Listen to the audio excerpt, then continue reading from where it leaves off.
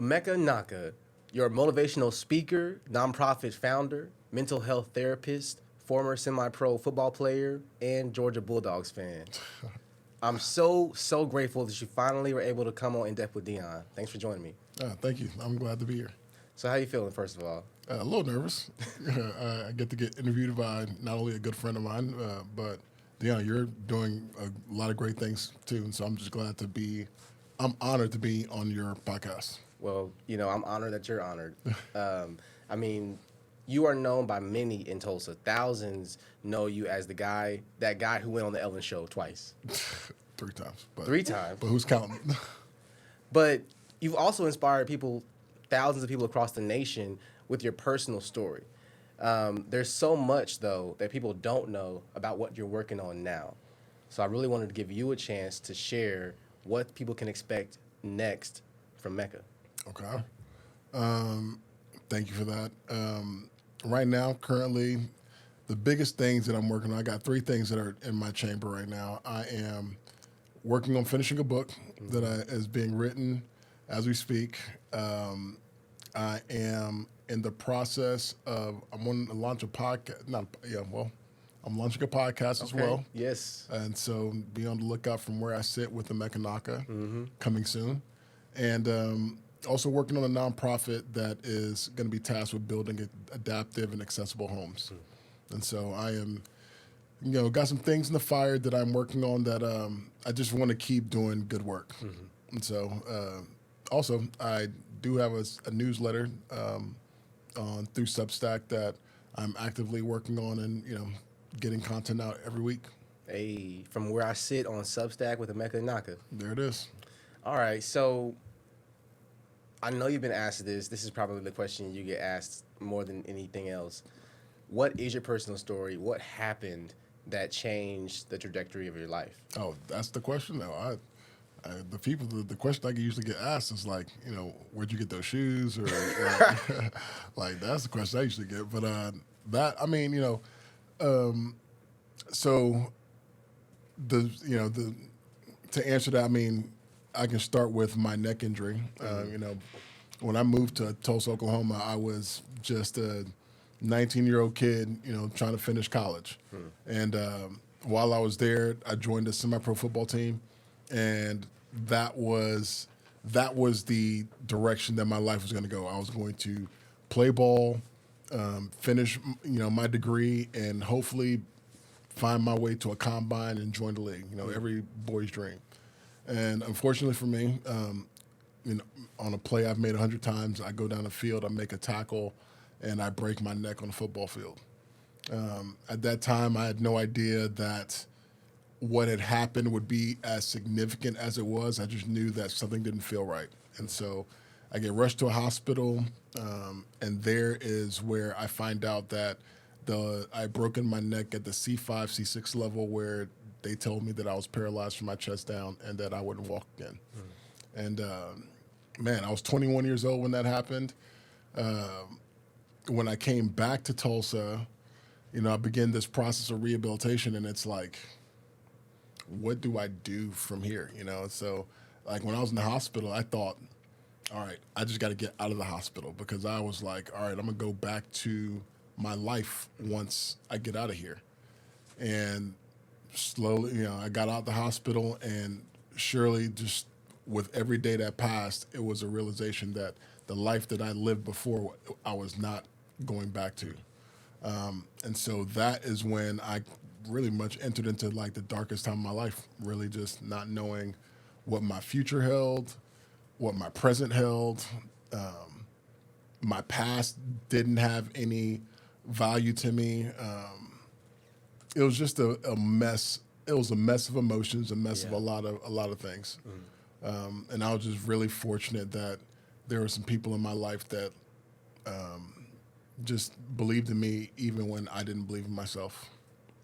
And so, a lot of people struggle with their own dark moments, right? We all have our own dark moments. And a lot of times, 2025 was a rough year for me. It was a rough year for a lot of people.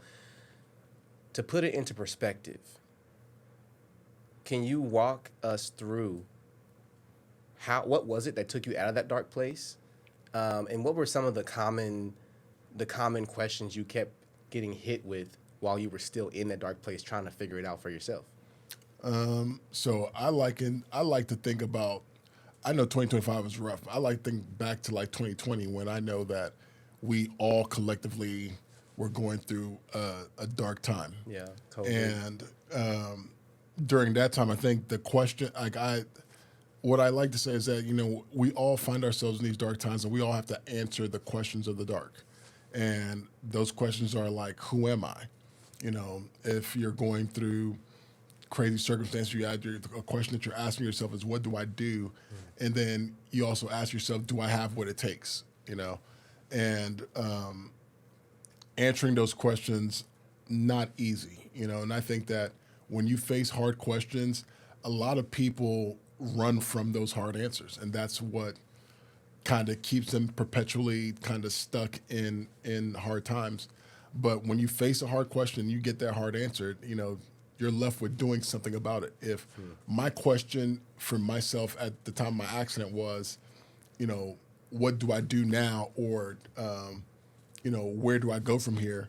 One of the answers that I got was like, I wasn't happy with my life as constructed. I was scared about my future, and I had to look at myself in the mirror and really just, take that in. It's like, hey, okay, yeah, you are scared. You don't know what's going to happen, but at the end of the day, like, you are responsible for your life. I had to tell myself I am responsible for my life. And so when I was trying to figure out what the next steps were, I just had to tell myself that I could do it and just walk it out step by step. So I went back to school. For me, it was getting out of my head and not focusing so much on me, because at the time of my accident, that was all that was swirling in my head was, who am I? What do I do? Will I ever provide for my family? Will I ever be happy? Will I ever accomplish goals that I had set for myself? And when I was when I was thinking about me, it was just hard. But luckily for me, I got asked. I was asked by someone to come and volunteer at a church youth group, and in doing so, something happened. The focus went off of myself and went onto these kids, and that helped me kind of put my life into a perspective that my life was not over. And once I realized that my life wasn't over, that made living just a little bit easier than what it was prior. Because at the time, again, every day I'm waking up, I'm like, dang, it's like, this is not the life that I want to live. This is not the life that I had planned to live. And I thought I didn't have anything to give to anyone. And taking the focus off of myself, even for a couple of hours out of the week, was something, it was something good enough for me to know, okay, I have something to give. And then with that, I was like, okay, how do I build on that? Yeah. And so it was like, I just wanted to build myself up. I was like, okay, well, I want to go to school. I started reading different books. And I just started looking at life through the lens of adding value instead of what could the world give to me. I started looking at it, how can I give back to the world? And so, really, I chose not to give up, and I chose to find a way to give back. Okay, that's a bar. That's a whole bar. I want to talk about Live Beyond Labels. Okay. Because that is something that it's a new vehicle that you are, it's a vehicle that you've been using through your speaking and your business, but you're wanting to grow and expand it. Talk about what you want to do with housing. Okay, so let me give you the origin. Okay. So my company name is Live Beyond Labels, and when it was just back a couple of years ago, I just really was wanting to inspire people to live beyond the labels of their circumstances. I myself found myself in a circumstance in which I felt like I was labeled as disabled, unworthy, a whole host of labels. And life will slap labels on you all day, every day, you know? And so I remember as I was, thinking to myself, yes, I'm a wheelchair user now. I'm a person with a disability, but just because I live with a disability didn't mean that I myself was disabled. And so once I started going, working on my life, I just knew like, okay, I am more than my circumstances. I am more than the moment that I'm in. How do I live beyond the labels of these circumstances?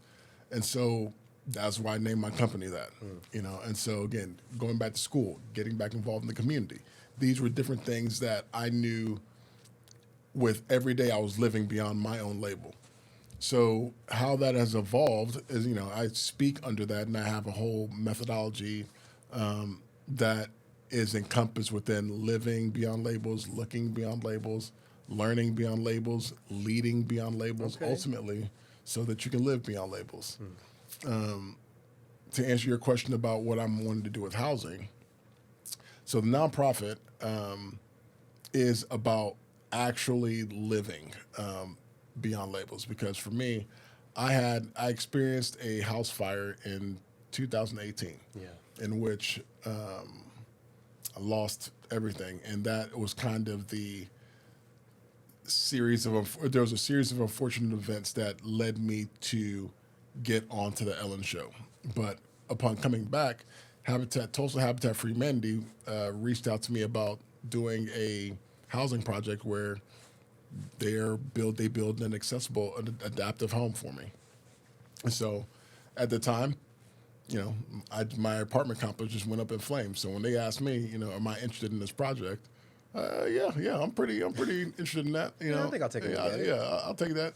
And I didn't realize how much of a lifestyle change it would be.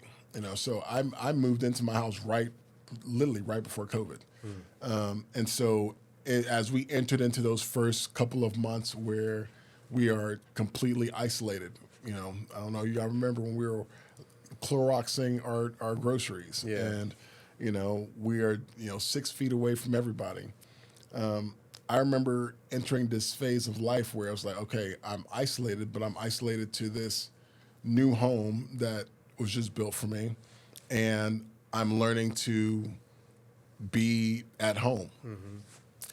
There was something beautiful about having my own space, the safety that it provided, the dignity that I got from just being able to come and go as I please, and knowing that like the space that I'm living in is one that is accessible and was made for me. And so it was just beautiful because all of my other friends that also have maybe some physical challenges, whether they use a wheelchair, power chair, or a manual chair, everyone knows that when they come to my house, it's open. They can go use the bathroom and not have to worry about whether or not they can fit inside the bathroom.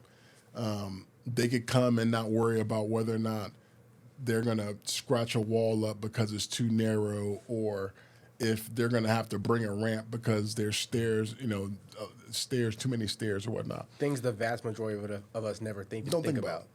And so my house has become its own beacon of accessibility and of access, and for me, of just love, because love says you're welcome, And so I know what me being in my house did for me, and not just for me, but for like the people that I care about and the people that come around.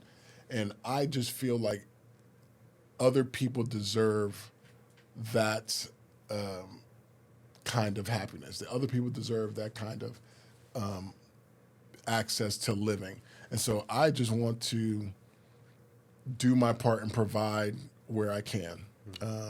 If it's one person, then so be it. If God so lets me, do it for many others, then so be it.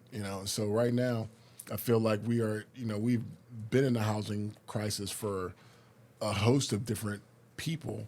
Yeah. I just want to make sure that as we are coming up with solutions, that adaptivity and like people that have their own, whether it be physical struggles or cognitive struggles, I just want to make sure that those people aren't forgotten or left out of the equation.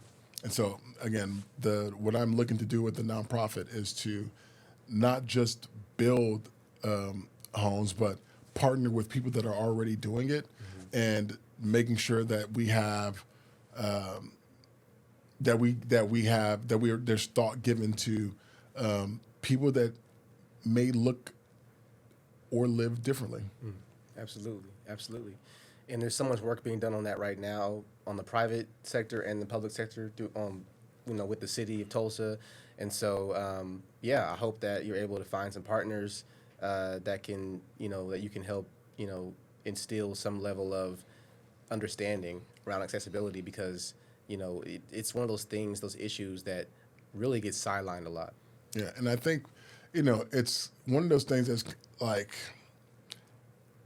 out of sight, out of mind, because you don't know what you don't know. It is just like when you buy a new car and then all of a sudden you start seeing the car everywhere.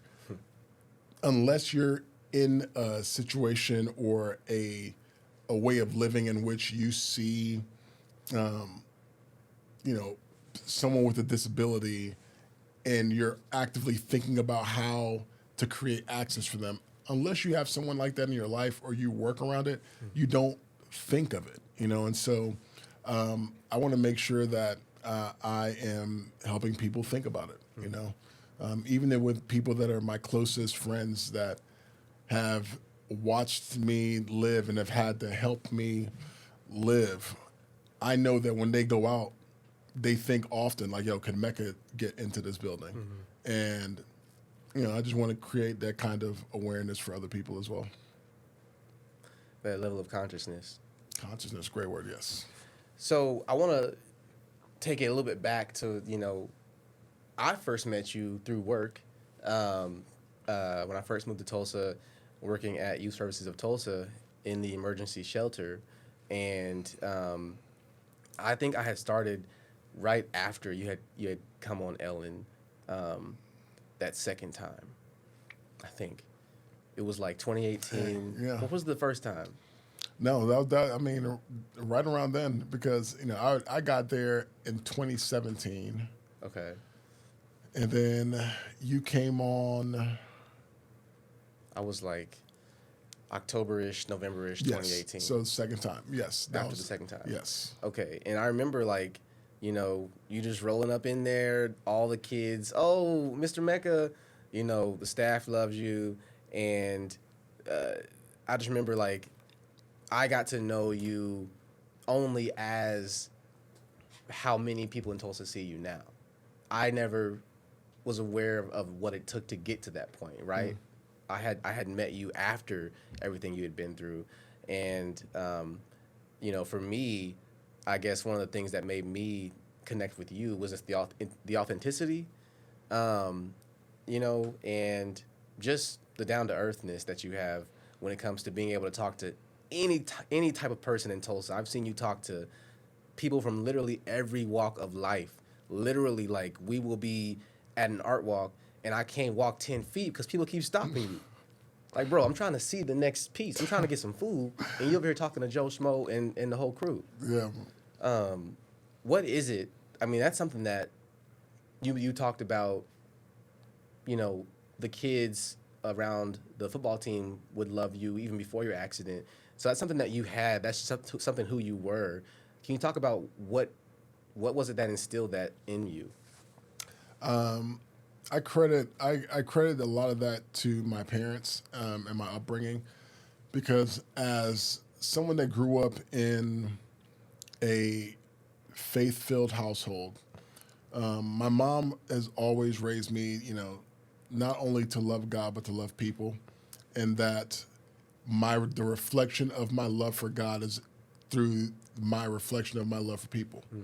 And so she's always, one of the things that always comes up is like, if you want to honor him, then you treat the people, treat what he said is important to him as important, and that's people. And so growing up, I always watched her. My mom's always on the phone talking to someone, whether they're here in America, in Nigeria, someone, and her conversations were always, anytime I slowed down to kind of listen to what she's saying, she was always giving someone a kind word, praying for somebody. And so I watched her do that. Now, my dad is not the extrovert that my mom is. Yeah. But my dad also, same influence in a sense of like letting people be who they are. And so growing up, I've lived in D.C., born in D.C. I've lived in Georgia, raised in Georgia, lived in Nigeria for a stint, came back to Georgia before I moved to Tulsa ultimately. And I think that I just know that I've lived in all these different places with different people and different backgrounds. And one of the things that stuck out to me was that, man, we are all so different, but it is that difference that makes a beautiful picture, And so I've always been very interested in seeing bigger picture, and to me, the difference that people approach with is a big part of that, and so I'm welcoming to it. So when you talk about the shelter, Yeah. that was a spot for and I know you know this and remember this, that Here we go. we could.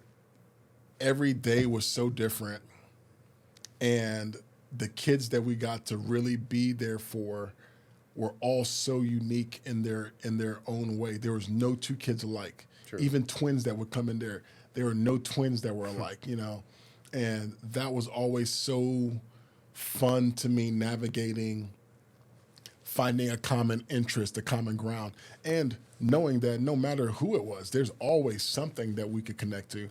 And so as long as you are curious and open to exploring it.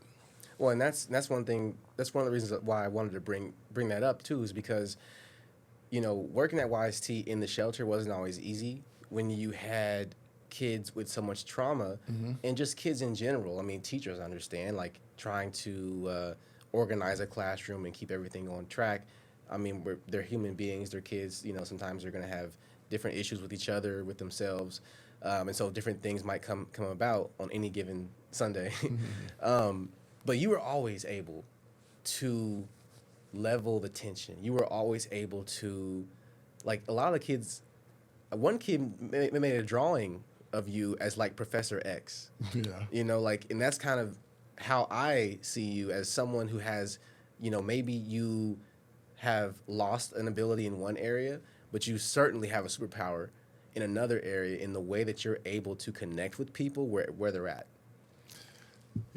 I think when working with that population of youth is absolutely hands down my favorite job that I've ever had. That and like the other school that I was with, the alternative school that I worked with, and it was because, like Professor X, I'm looking at these kids who the society and the context in which they're in high school, middle school, is saying that they are a problem, and they're presenting with these behaviors that don't fit that particular status quo.